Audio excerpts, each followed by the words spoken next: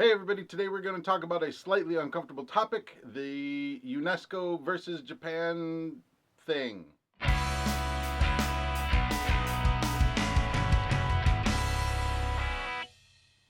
Also, right at the top, if you are seeing this week before October 24th, 2015, go to Kobe to the Japan Writers Conference. There you will be able to see lots and lots and lots of writers talking about writing and being in Japan and stuff that they're doing. But in particular, at 2 p.m., you'll be able to see Baye and McNeil talk about what it's like to write about uncomfortable topics. And this video is a slightly uncomfortable topic, I think, at least for some people. So, for those of you who don't know, Japan contributes about 15% of UNESCO's total budget for the year through governmental stuff. They donate that to UNESCO, and UNESCO does what UNESCO does. And there are a ton of World Heritage sites here in Japan.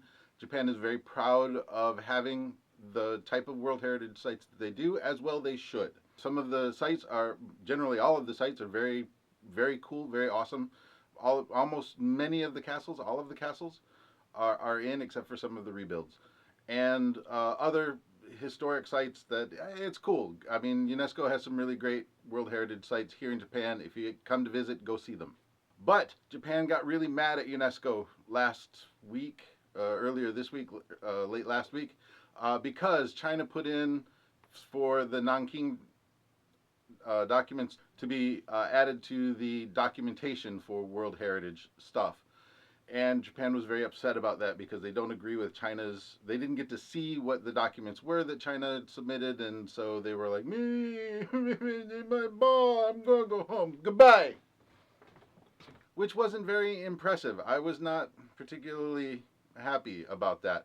I understand why Japan is upset, or at least why some of the right wing people in the government are upset about it.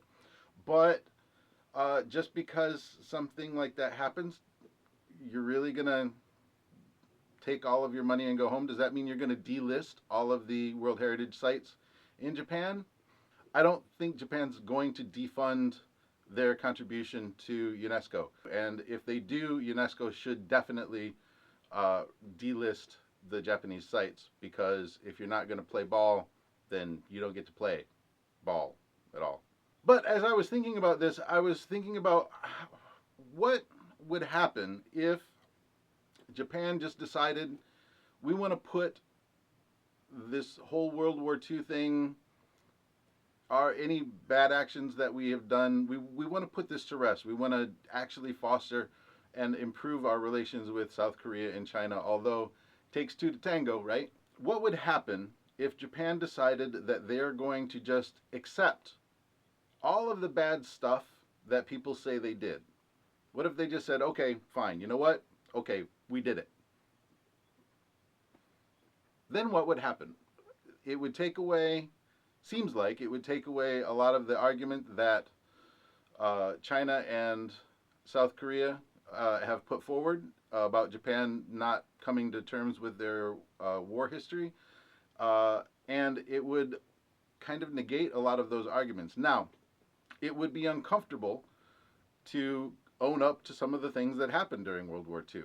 But being an American government has done some really bad stuff. Let's go back and start with slavery and work your way forward. Actually, we can go back even farther than that. No, slavery is actually probably the best start. But so slavery, taking the land from the Native Americans, smallpox blankets, and not even to mention any of the stuff that we've done in the more recent wars or any of the bad stuff that's happened. Yeah, America does get a bad rap for a lot of that stuff, and we own up to some of it, not all of it, as much as we should. But what would happen if Japan just said, you know what, all right, fine, comfort women, yep, it happened, yep, it was government sanctioned. What would happen if, yep, Nanking, we had people out of control, and it was a terrible thing, and we're very sorry for it? What would happen? What would be the worst that would happen? What could be the best that would happen? That's what I want you to tell me down in the comment section below. Again, not the most comfortable topic, but the UNESCO thing has been on my mind, and so I don't think Japan will take their ball and go home. I think that's a calculated bluff, and I don't think they have the go-homedness to do it. Leave me a comment. Tell me what you think, and don't forget to share, like, and send this out to all those other places on the web that you hang out so that we can grow the channel a little bit. All right, I got to run. I will talk to you later. Bye.